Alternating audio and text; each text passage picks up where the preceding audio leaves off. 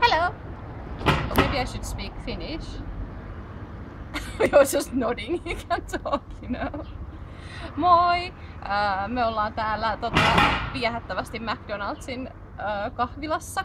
Tää on tämmönen meidän aamurutiini, että me tullaan aina tänne aamusi hakee kahvit. No nyt mä otin teetä itse asiassa vaihtelevasti, mutta täällä on itse asiassa tänään tosi lämmin, niin kuin voi ehkä arvata näistä mun vaatteista, että tänään on tosi tämmönen kesäinen päivä ja meillä on suunnitelmissa mennä, tänään on sunnuntai ja meillä on suunnitelmissa mennä tänään semmoiseen turistibussiin. Ja mä en ole ikinä ollut sellaisessa aikaisemmin, joten mutta tosi hauska mennä sinne. Ja sitten päästään näkemään kaupunki. Me oltiin eilen semmoisella walking tour kierroksella.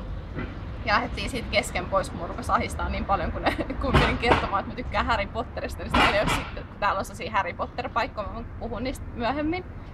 Niin aina jos sä mainitsit jotain Harry Potterista, niin kaikki kääntyi kattoo mua silleen, toi tykkää Harry Potterista, joten mä ajattelin, että ei mä en jaksa tätä, niin me vaan hipsittiin pois sit kun kaikki Harry Potter-asiat oli käyty läpi. Mut joo, tämmönen päivä edessä. Mä en oo hirveästi päivittänyt näitä videoita. Mä oon tehnyt kyllä videoita, mutta mä en oo laittanut niitä ylös. No kuitenkin sinne kanavalle. Mut joo, tällainen. Ja hyvää äitienpäivää. Moi moi!